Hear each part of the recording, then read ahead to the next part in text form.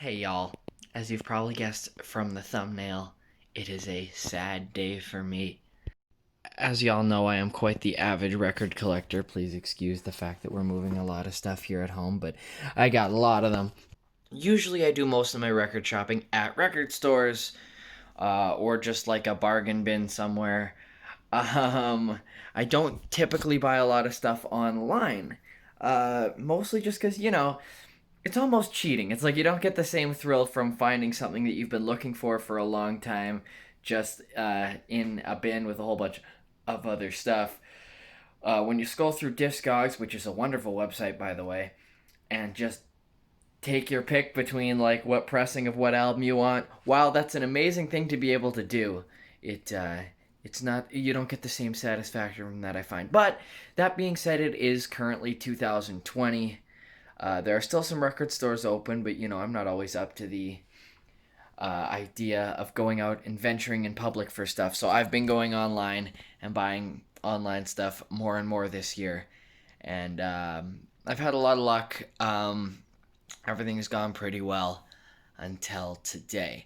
I ordered a early pressing of James Brown's first single, "Please, Please, Please." I ordered it on 78 RPM, and here it is. So glorious. It's on Federal Records, which is a subsidiary of King Records. James Brown signed to King Records in early 1956 and was assigned to Federal, which was the subsidiary. And back in 1956, it was sort of the transitional period between 78 RPM Records and the new 45s. And I elected to try to get a copy of the 78s because I've been looking to get into collecting rock and roll 78s because, yeah, there's not a lot of them. By about 1959, the 78 RPM records were phased out entirely. Anyway, as you can probably already tell from this angle, once it arrived, tragically, this had happened.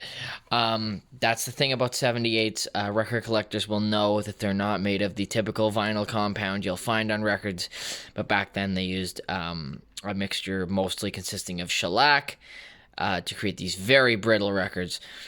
Over time, they've gotten even more brittle, but they've always been brittle. There are scenes in old movies you can find where people like smash records in anger. You can't really do that with with your typical 1950s and later record, but that's the issue with this, and that's one of the reasons I had been wary about trying to buy this online. In the guy's defense, he actually, I don't know, it looked like he packaged it okay. It looked like it was packaged fine, but yeah, I guess it was just mishandled by the post people. As you can tell, it was not in that good of shape to begin with. I didn't, well, of course I wouldn't buy a 78 if my number one goal was high audio fidelity. I just for some reason wanted a copy of this. It's James Brown's first single. It's the start of what was an incredibly prolific career. And it just makes me so sad to see it wrecked like this. Not just because of the money I spent, which honestly wasn't that much, but mostly just because of how historic this piece is. One thing I know for sure is that I just cannot bring myself to get rid of it. Just toss it in the trash. No. I am very tempted to take some wood glue to this. In fact, I think I will. I don't know if wood glue is my best bet, but some sort of crazy glue, rather. And put just like a very thin layer of crazy glue, just like on the edge here. Not where the actual grooves are here, but just along this. I have a couple of records that are split to the center ring hole, have a clean split here, and they still play fine, even despite the split.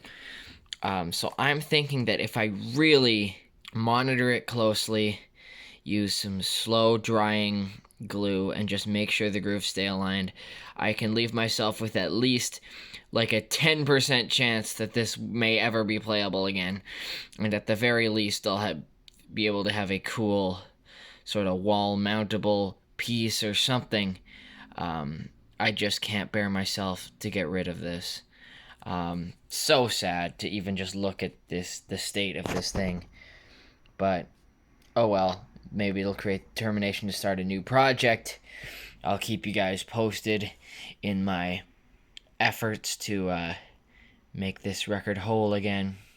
The problem is I'm also not at all handy at all. I'm not a particularly handy person, so I don't have a tremendous amount of faith in myself on this project, but I'm gonna try real hard. It's just so sad. Anyway, check out the description for links to where I can find my own music, where it's sold or streamed online. I'm a musician myself. You can like this video if you like what you saw, subscribe to this channel if you've been enjoying my videos, and ring the notification bell when you want to be uploaded whenever I upload a new video, including maybe some continuations on the story of this record, if I can get it to ever be able to fix it. Thanks so much for watching. Catch you again with another episode real soon.